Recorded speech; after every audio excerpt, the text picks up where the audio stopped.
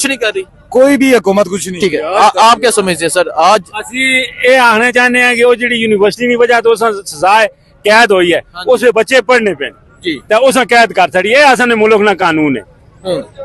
नहीं, अल कादिर यूनिवर्सिटी बनाने की वजह तो 14 साल कैद की सजा। 14 साल मैं आना 50 साल देवन क्योंकि इन्होंने हक पढ़ना सी क्यों यूनिवर्सिटी में बच्चे पढ़ने सुन कुरान हासिल करने सुन तालीम पढ़ने सुन उन्होंने वजह तो सजा देनी अल्लाह तो तकना है ना इन्होंने को ज्यादा की है मेरा रब तकना है।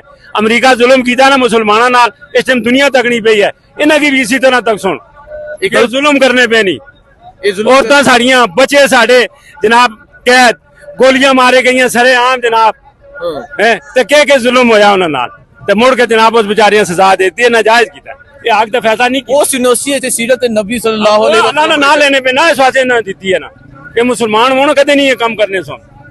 ठीक है, चलें जी आगे चलते हैं, आगे जाके लोगों से बात करते हैं, आगे जाके लोगों से पूछते हैं कि वो क्या। हाँ जी सर, आप क्या कहना चाहेंगे? ठीक है जी, चलें जी आगे चलते हैं, आगे जाके यहाँ शहरियों से पूछते हैं कि वो इस हवाले से क्या कहते हैं। यहाँ कुछ लोग मौजूद हैं जी। अस्सलाम वालेकुम जी। सर, आज इमरान खान को अल कादिर ट्रस्ट केस में 14 साल कैद की सजा सुनाई गई है, क्या कहना चाहेंगे? दसो जी राय ठीक हुई और सियासत को छोड़ें जी, कोई और बात है तो करें जी। अच्छा, हाँ, सियासत को छोड़ें। आप टैक्सी शक्ति चलाएं, चलें जी आगे चलते हैं, आगे जाके यहाँ मजीद लोगों से बात करते हैं। ये एक साहिब। सर अस्सलाम वालेकुम।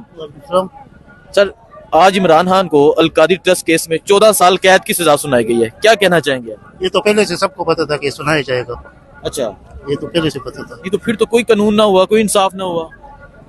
इंसाफ इस मुल्क में खरीदा जाता है। बड़ा वकील, ठीक है, बड़ा जज, फिर सब कुछ मिलता है। ठीक है, चलें जी आगे चलते हैं, आगे जाके मजीद शहरियों से पूछते हैं।